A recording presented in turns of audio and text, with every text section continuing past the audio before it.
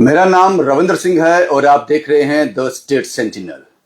सुनने में और सहने में फर्क होता है। हम सुना रहे हैं, आप सुन रहे हैं, लेकिन वो परिवार, वो माँ, वो पत्नी और वो 5-6 साल का बच्चा सह रहा है। मैं बात कर रहा हूं बीएसएफ के जवान जसविंदर सिंह की, जिसका कत्ल कर दिया गया। मैं कह सकता हूं ये बात, जिसका कत्ल कर दिया गया, जिसको मीरा साहब से 3 मार्च को एनसीबी उठाती है और 8-10 दिन के बाद घर को सूचित किया जाता है कि आपका पुत्र इस दुनिया में नहीं रहा, वो मर गया। कितना आसान है ना उनके लिए कहना, और उतना ही मुश्किल है उस मां के लिए सुनना। ये कत्ल है, ये टॉर्चर है, ये कस्टोडियल डेथ है, ये पहली डेथ है, या पहले भी ये चल रहा है सिलसिला। लोगों के घरों की बच्चों को ऐसे उठाया जाता है और मार दिया जाता है। बात करने के लिए मेरे साथ मौजूद हैं तरनजीत सिंह टोनी, उसी एरिया के भूतपूर्व डीडीसी भी हैं और कांग्रेस के सीनियर नेता भी। तरनजीत सिंह टोनी जी, आप जब से ये खबर आई है, आप लगातार परिवार के साथ हो। पहले मैं अपने दर्शकों को बताना चाहूंगा ये पूरा एपिसोड, ये पूरी वारदात है क्या? असल में जसविंदर सिंह, जिसका जो शहीद हुआ है, मैं ये कहूँगा क्योंकि उसको आज पूरा सैन्य सम्मान के साथ उसको अंतिम विदाई दी गई। तो जसविंदर सिंह जो है वो सच के साथ आखिरी दम तक, आखिरी सांस तक लड़ता रहा सच की लड़ाई। और इतना तशद्दुद और इतना टॉर्चर सहने के बाद वो जो ना सह सका, उसकी शरीर जवाब दे गया, उसकी कस्टोडियल डेथ हो गई। ये बीरा साहब से उठाया गया 3 मार्च को, और कल इनको परसों जो पता चला है कि भाई इसकी डेथ हो गई है, ऐसे उठा के लेके गए हैं Jammu. NCB narcotics control board bureau, हाँ जो है। तो वो यहाँ जम्मू, उसकी माँ कहती है उसको, आप चिंता नहीं करो, ये आ जाएगा, आपको कुछ करने की जरूरत नहीं, आप शोर न डालो, ये आ जाएगा। जब उठाया गया और वो बड़ा रोया चिल्चाया, काफी लोगों ने देखा, सड़क पे तमाशा हुआ पूरा मीरा साहब। और आज परसों अचानक बोल दिया जाता है कि वो दुनिया से चला गया। अब सोचो, बीएसएफ में त्रिपुरा में नौकरी कर रहा है और बॉर्डर पे हिंदुस्तान की आवाम के लिए प्रहारी बन के खड़ा है, देश की सुरक्षा में खड़ा है। आप क्या एक्सपेक्ट करोगे ऐसे आदमी से? क्या लगता है आपको, परिवार क्या कह रहा है, एक्सपेक्ट हुआ क्या है? मैं जो भूपिंदर सिंह है, जो इसका भाई है, जिसको इन्होंने पहले का उठाया हुआ था, जसविंदर सिंह के बड़े भाई, उसका नाम है भूपिंदर सिंह। उसको पहले उठा लिया था और उनके काउंसिल थे कुलवंत सिंह जोहल, जो बड़े सुप्रीम कोर्ट तक के लॉयर हैं, हाई कोर्ट के लॉयर हैं, बड़े उनके एडवोकेट थे। हुआ ये कि अब जो लास्ट डेट ऑफ इनकी हियरिंग थी, उसमें तो कोर्ट जो विजिबली नजर आ रहा था कि जो केस ये एजेंसी बनाना चाह रही है इस बंदे के खिलाफ, भूपिंदर सिंह, जसविंदर के भाई भूपिंदर के खिलाफ, वो बन नहीं पा रहा है। एविडेंस नहीं है उसमें। तो लिहाजा कुछ लोगों ने उस कई जगह कहा है कि बाइज्जत बरी मैं लोगों को, दर्शकों को बताना चाहता हूं, उसको कहते हैं जिसके ऊपर पर्चा रजिस्टर हो, ट्रायल हो और साबित ना हो, उसको कहते हैं बाइज्जत बरी। लेकिन इस केस में क्या किया, कोर्ट ने ये समझा, जस्टिस ने ये समझा, जज साहब ने ये समझा, प्रोसिक्यूशन ने ये समझा कि ये केस ही नहीं बनता, उस केस को ही खारिज कर दिया। मेरे पास उसको, तो आप जसविंदर सिंह की मौत को उससे कैसे जोड़ रहे हैं? मैं यही बता रहा हूं कि उसका परिवार, जो अभी उसके आगे रिश्तेदार थे, जो आगे पीछे से बातें आ रही थी, इस जसविंदर सिंह को उठाया गया क्योंकि जसविंदर सिंह ही पैरवी करता था, चाहे त्रिपुरा से करता था, कहीं से भी करता था, वकील साहब के साथ बात करता था, तो वो जसविंदर करता था। कोई पेमेंट उसको वकील साहब की पैसे देने हो उनकी वकालत के, तो वो देता था। ऐसे आप ये कह रहे हैं कि भूपिंदर सिंह का जो सारा जो केस चल रहा था, उसमें एक बड़ा अहम रोल जसविंदर का था। उसका केस जब फाइट होता था वकील के साथ, जो पीछा करना होता था अपने भाई का, कौन पैरवी नहीं करता अपने भाई की, तो ये पैरवी कर रहा होता था। तो जब ये पिछली बहस में ये मतलब आया हो गया, विजिबली हो गया कि अगली तारीख को 9 तारीख को भूपिंदर सिंह छूट जाएगा, तो 3 तारीख को इसको उठा के जो उसके घर वाले, जो उसके रिश्तेदार वहां पे बोल रहे थे आज आरसपुरा में कि इसको मारा गया, कि तुम बयान दो कि तुम भूपिंदर सिंह के पैसा जो है, ड्रग्स का पैसा जो है उसका देख रेख तुम करते हो, ऐसा बयान दो ताकि वो कोर्ट में पेश हो एज एन एविडेंस और वो उसकी जमानत ना हो सके। आप समझ रहे हो मेरी बात? इसको विटनेस बनाया जा रहा था, इसको विटनेस, फेक विटनेस बनाया जा रहा था अपने भाई के खिलाफ। तो जबकि ये सब जब हो रहा था, तो मैं आपको बताना चाहता हूं कि 9 तारीख को ऑर्डर कर दिया कोर्ट ने कि इन लैक ऑफ एविडेंस। तो ये सारा मैं आपको बताना चाहता हूं कि ये देखें, ये ऑर्डर है, ये डॉकेट है इसका। क्या कहा कोर्ट में इसमें? ये 9 तारीख का डॉकेट है। पहले तो देखें, ये 3 तारीख को उठाया गया इसलिए कि 3 तारीख को इस को उठा के मजबूर किया गया, टॉर्चर किया गया कि ये अपने ही भाई के खिलाफ बयान दे, गवाही दे दे। और इस एजेंसी का जो एजेंसी है, मैं अमित शाह जी से दरख्वास्त करूंगा, जो होम मिनिस्टर है, एलजी साहब से, जनाब पहले भी जब मिलिटेंसी की वारदातें होती थी ना, हम खिलाफ हैं मिलिटेंसी के भी और ड्रग मिलिटेंसी के भी, ये भी एक तरह की मिलिटेंसी है। तो मैं समझता हूं कि हम हर उस जो हिंदुस्तान की तरफ बढ़ता हुआ नामुराद कदम है उसके खिलाफ है। तो मैंने कहा कि उस वक्त भी जब आती थी अलग अलग एजेंसियां, यहां से किसी को उठा के ले जाना, वहां पे फेक एनकाउंटर हो जाना, तो उस वक्त लोगों की सरकार थी, तो चीफ मिनिस्टर साहब ने डायरेक्ट दिया डीजीपी को, डीजीपी पंजाब से बात की और ये कहा गया कि जब भी कोई यहां से उठाया जाएगा बच्चा, आपको अगर चाहिए हो किसी भी केस में, कोई भी एजेंसी उठाए, वो थ्रू पुलिस स्टेशन लेके जाए, उसकी डॉक्टरी करा के लेके जाए और डॉक्टरी करा के वापस दे जाए। और अगर ऐसा नहीं हुआ, इस केस में ऐसा हुआ ही नहीं, police was not taken into confidence. और मैं आपको एक और बात बताऊं, आप इस एजेंसी का पूरा पिछले साल का, ज्यादा नहीं, पिछले साल का इस एजेंसी का खाका उठाओ कि इसकी कारकर्दगी क्या रही, और दूसरी तरफ एनसीबी की, नारकोटिक ब्यूरो की। तो दूसरा आप जम्मू कश्मीर पुलिस का भी उठाओ। मेरी कोई रिश्तेदारी तो है नहीं ना दोनों तरफ, या मैं किसी के खिलाफ। मैं लोगों को बताना चाहता हूं, एनसीबी ने एक धंधा बना लिया है यहां पे उठा के लोगों को। अगर आपको इतना ही ड्रग के खिलाफ काम करना है, why don't you take Jammu Kashmir police into confidence. आप उनको बताएं कि हम ये एक्शन इस बंदे के खिलाफ करने लगे हैं, ताकि कहीं लोग अपनी जिदबाजी के चक्कर में किसी नाजायज, जैसे ये फंसा दिया।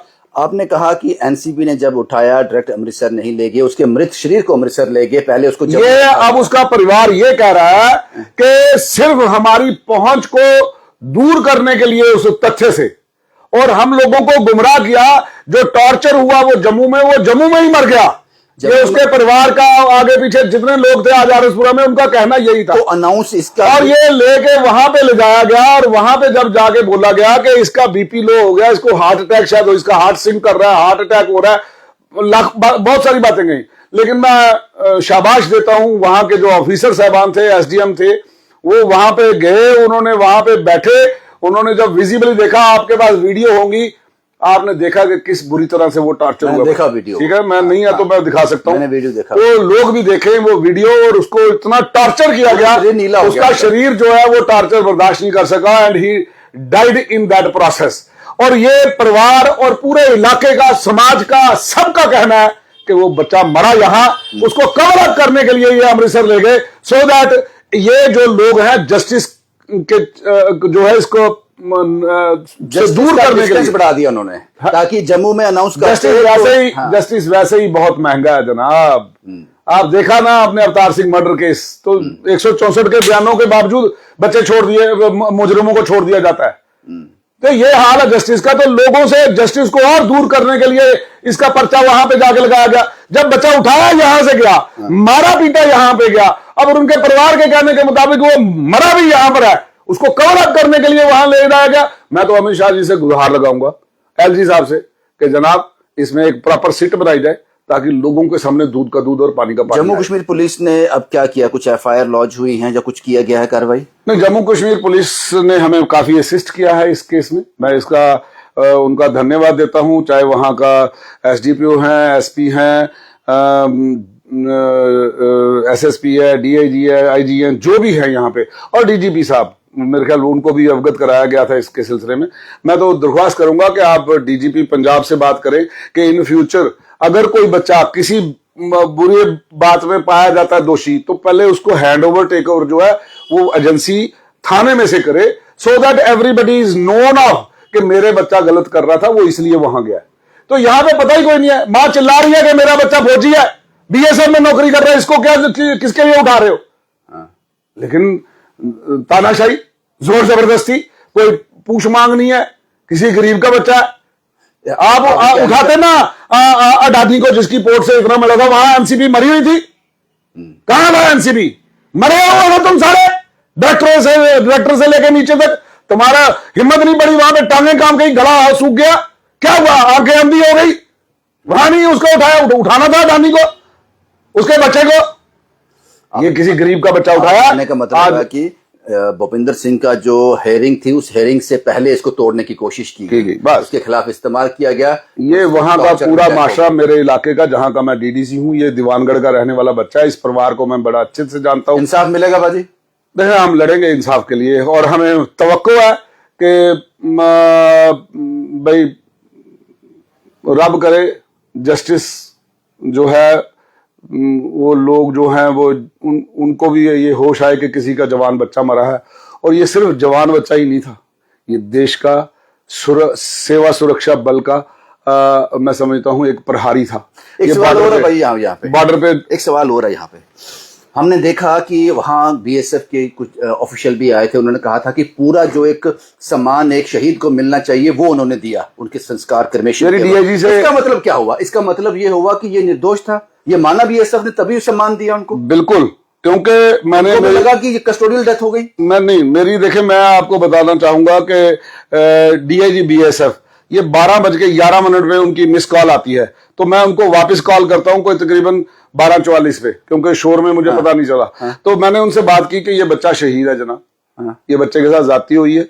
तो उन्होंने बाकी भी, मेरे ख्याल मुझे लगा कि पुलिस ने भी यही कन्वे किया कि वाकई जाती है, और जम्मू कश्मीर पुलिस ने माना कि जाती हुई है। मैंने सुना उनके, मुझे लगा, मैं अजय भी वहां पे गए थे, और वहां पे डीएसपी गुरमीत थे, अजय शर्मा जो यहाँ पे एसपी साउथ थे हेडक्वार्टर, उन्होंने माना कि ये बहुत बड़ी जो है चूक हुई है, और ये लोग अगर हमारे पास ही पहले आ जाते तो भी हम इसका पीछा कर पाते।